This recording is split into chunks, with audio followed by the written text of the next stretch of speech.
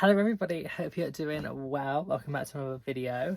In today's video I'm going to be doing a reading vlog for a book that I really want to read, but I don't know if I will finish it because it is called The Queering by Brooke Skipstone. I'll put the little screenshot of I got it through NetGalley and it's going off on the 23rd of February. Which is like 2 days time, so that's kind of stressful, and it's not little, it's like, I don't know, the editions that are on like Goodreads, it's like 340 pages, but on my one it's 252, but like when I go to the next page it stays on 15 and 15 then 16 and 16, so I'm like, well, it's clearly not, and it's double that, so it's literally like a 500-page book, and I'm gonna try and read that in 2 days, which will be a task, but it sounds so interesting, and I'm already read like chapter 1 and I am hooked. Oh my god, I've read like, okay, it says 15 pages but it's actually like 30. It's confusing my brain, but yeah, but I really want to read this book because it sounds amazing. So yeah, once I've read more and I get in my head, I will tell you more about what's going on.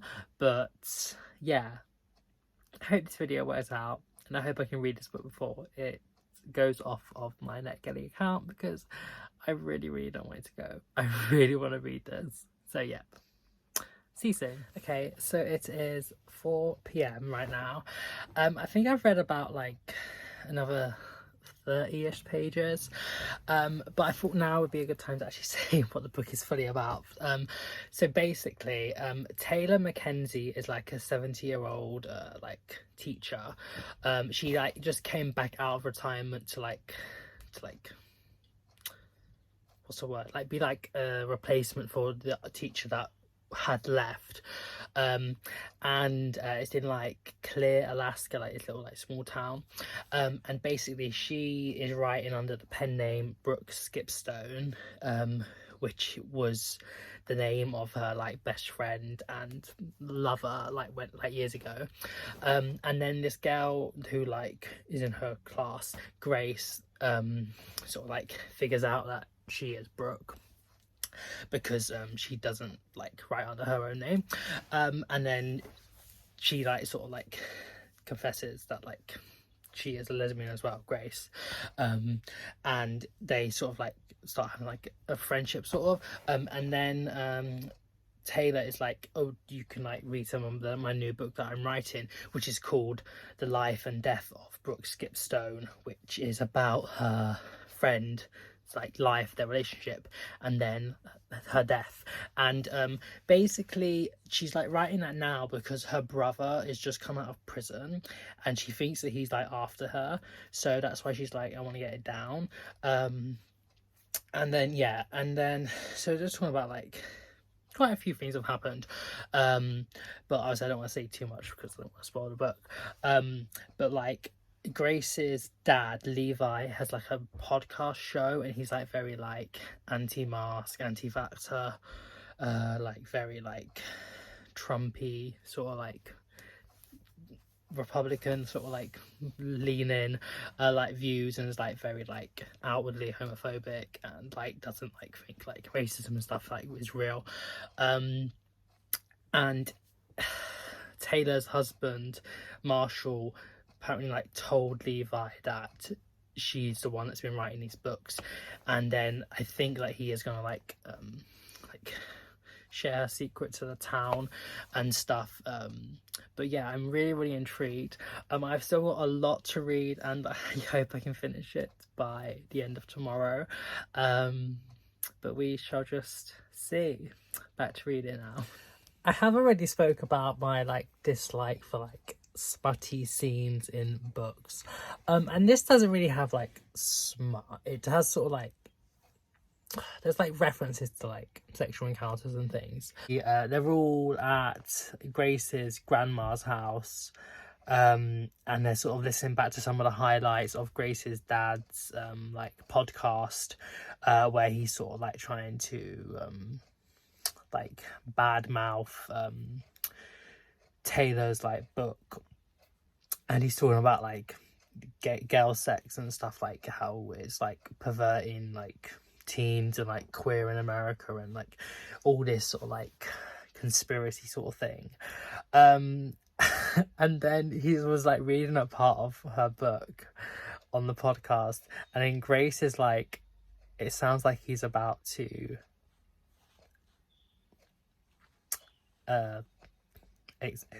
you know, I don't want to say it, but it begins with C. I was like, ugh, that's your dad. No, I'm sorry. That was just like, cringe. But like, they have a really bad relationship, and like, I don't know, she's just trying to like make fun of him, I think. So I get it. It's just also like, I'm a bit like, okay. But yeah, I'm really, really enjoying this book. It is so intriguing, and like, I'm already like getting like stressed because I'm like, I know Brooke dies, but I'm like how, like I'm just, it's just, yeah. So I've read to like basically page 200, and oh my god, it is getting so interesting. I'm like, what is happening? Like, what is happening? So, oh my god, this book is so good. So basically, it's sort of like each chapter goes from like sort of like Grace's perspective, and then it's Taylor's perspective, but it's still like third person.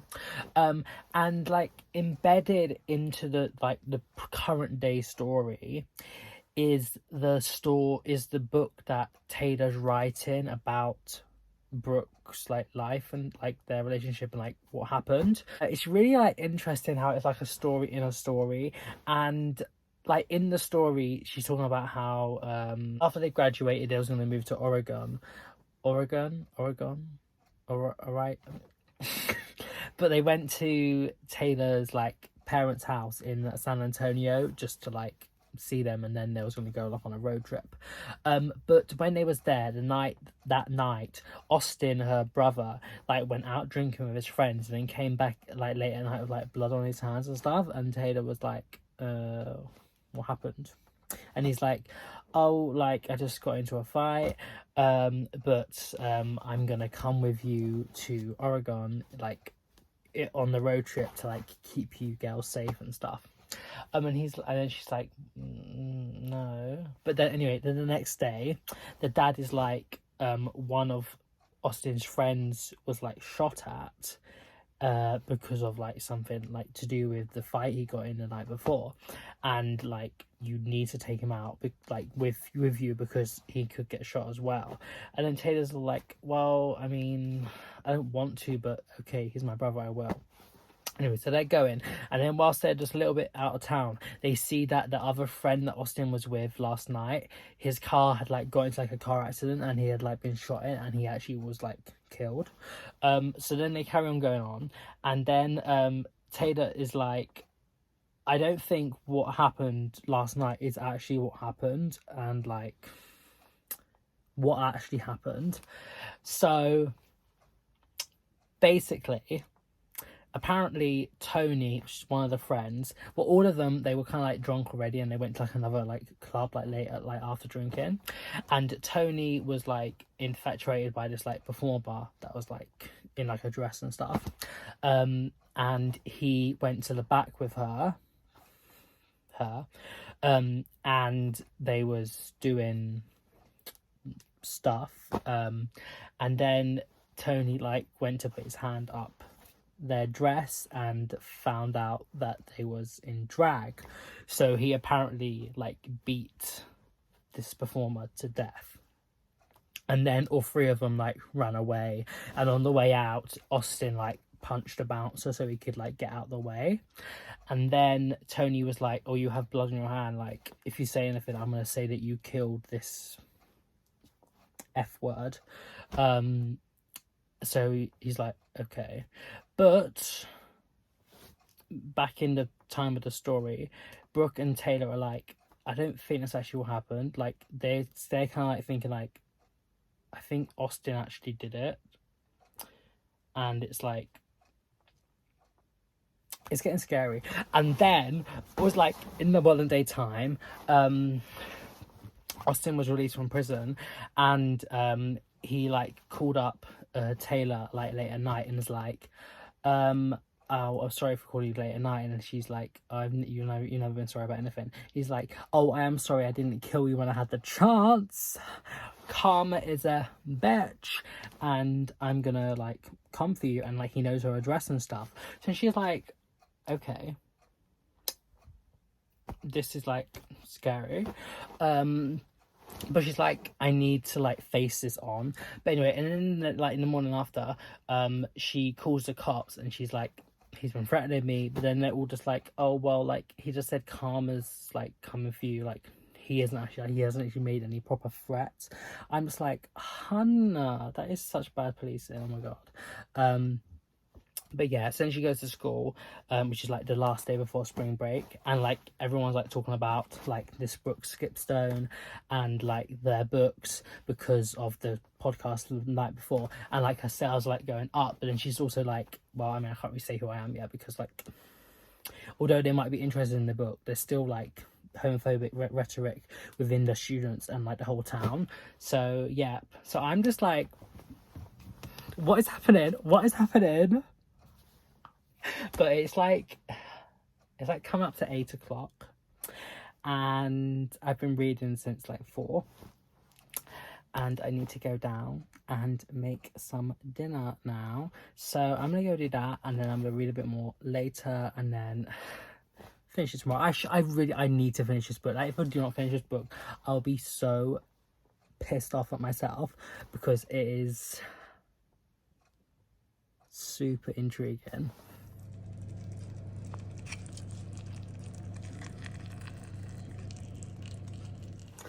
It's 2 a.m. I want to read more because I'm really interested, but I am very tired. But the only problem is I've got basically the whole other half of the book left, and I don't know if I'm going to be able to finish it by the end of tomorrow, but I hope to wake up earlier tomorrow anyway. So yep, see you in the morning.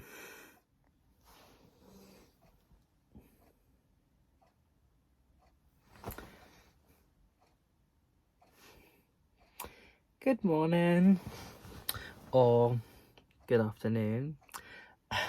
It's 10 to 12, and I haven't read anything yet. I was planning to get up early, but I didn't. But yeah, I need to finish this book today, because if I do not finish this book, I'll be so annoyed at myself because it is so good. But also today, Wednesday the 22nd, I believe, it's the last 2 games of the Arnold Clark Cup, which is like an international women's like football competition thing with 4 teams, and in the second match of the day, it's England versus Belgium, which are both the 2 top teams, and I really want England to win again so they can, you know, defend their title. And yeah, so I need to factor in about 4 hours, I guess, I don't know, of like watching that and like the stuff before and after and stuff. So yeah, and also like other things I obviously need to do during the day, but I shall try my hardest to finish this book today. Come read with me, in a way, sort of, I don't know. Yeah. Yeah.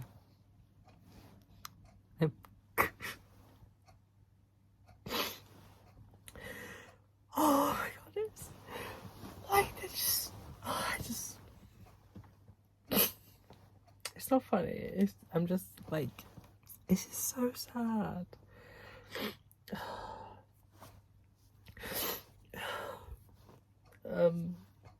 Yeah.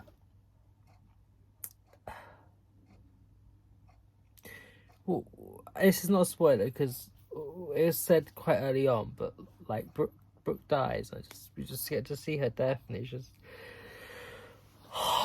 my heart, like that whole scene. I was just like, boom, boom, boom, boom, boom.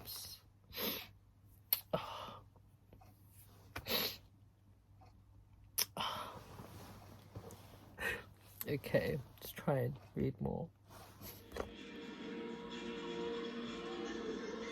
The second Arnold Clark Cup is England's again.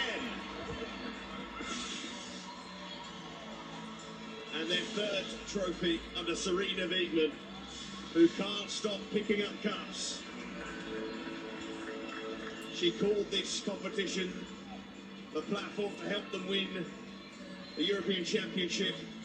But will the Arnold Clark Cup in 2023 prove the platform, or provide the platform for England to win a global title?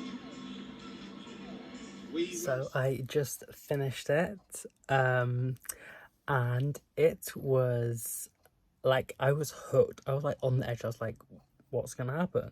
And maybe I went on a little bit too long, I don't know, but like it was good. But what I'm gonna do now is I'm gonna try and like summarize my thoughts, write a review, and then speak the review. If I have said a few spoilers, I hope I haven't like, I've tried to like, all the main things I've just been like, okay, I'm not gonna talk about them, but like in my reactions. So yeah, if I'm not talking about the plot because I've already kind of basically said that, but I was saying about how it's very engaging, the format of the like alternating chapters, sort of, between Grace and Taylor, and then also the first person account within the story, and I said, whilst Grace is reading this, you're totally engrossed, but you also like, you want to know what's happening around, and also sort of like know as well. And then the present timeline then becomes the focus after like this big, like the big event that's in the story, sort of thing. And how Skipstone puts this together was really good. The writing isn't necessarily the most like lyrical or like beautiful, but it is definitely like readable, and it makes you like want to read on. Like it is literally like it's more like the story you're hooked by than like you're not really reading for like poetic. No, the themes of like queering people, I think, is expressed very well, and there's like references to like anti-LGBTQ laws and like this growing like far-right rhetoric, which is present in the US and like worldwide. And then sort of like the idea of like overturning like things that like the queer movement has like been trying to like put forward for like decades and decades, and like they're being like overturned by like recent like laws and things, like Don't Say Gay bill in like Florida, and like the Roe v.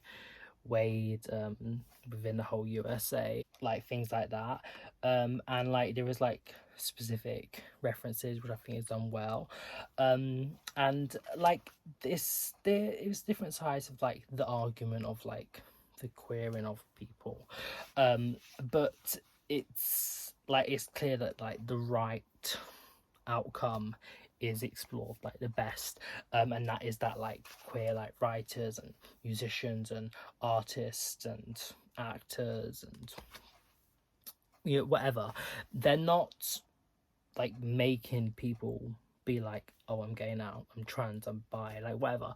Like they're there as a representation, so people know that they are valid, they are perfectly fine, and they don't need to hide, and they shouldn't hide, because they are normal, they have always been here, and yeah, and I feel like this is a really great message, and whilst it's not the most subtle in the book, I do feel like it is embedded quite well, and the like mystery thriller-esque sort of part of it is the focus. The characters are so well developed and explored. There is like some like one-dimensional few of them, like Tommy, for example, and a few others, but for the most part there is like nuance, and although it's not the most shortest book, like definitely deals with all these characters in like a very developed way, Yeah, Taylor is like amazing. She like went through so much, but like looking back, you're like, I wish she could have like done things, but you definitely root for her the whole time. Grace has a few things to learn, but she's definitely like a great spirit, and will go far. The same with Maddie. Shannon was just a sweetheart and just like the grandma, like the family figure, like every person, like specifically queer people want. Just like she's so accepting and so lovely, and a little bit spicy as well. Brooke totally broke my heart. Like she had so much more to give in the world, but it was cut short, and it was so really. You saw me cry. And yeah, Austin and Liam are horrendous, evil wastes of oxygen, vile people. And I despise them, and I continue to hate them more and more and more. But like, whilst they are like awful, they are still developed, and like this is like done well. And there is some more characters, and like most of them also have like levels of nuance. I really don't think I have many qualms with this book. Possibly the use of like queer is like a little bit excessive, where like I would presume more people would use other terms to like belittle and insult members of the community. But I did like the aspect of the other people like reclaiming the word, something that queer people are doing a lot more like the past few decades. Which is great, and rightly so. And yes, I feel like it's a little bit too long, and maybe dragged it a few times, with maybe a few too many like plot twists, tangents and stuff, but I didn't really detract from the whole thing. And it was still really enjoyable. The like meta aspect was slightly strange, sort of, because like the author Brooke Skipstone is writing about a woman whose lover was called Brooke Skipstone and died, and that woman is using her name to write books. And there's also references to the author's other books in the book, which is like a bit weird. But I think it's done well, and it was like, it wasn't really like bad, and it actually is like making me feel like, oh, I might check out some of her other works, because they actually sound really interesting. So yeah, so overall I would totally recommend this book. A 5-star easy from me. And yeah, I hope you take from it what you're meant to take from it. And I also said, last little note, and if that's how it works, continue to queer the world, my lovelies. Yeah, hope you enjoyed this video. Check out this book. Well done, Lionesses. Congratulations on winning the Arnold Clark Cup for a second year running. Let's get ready for the World Cup. And yeah, I shall see you very soon. Bye bye.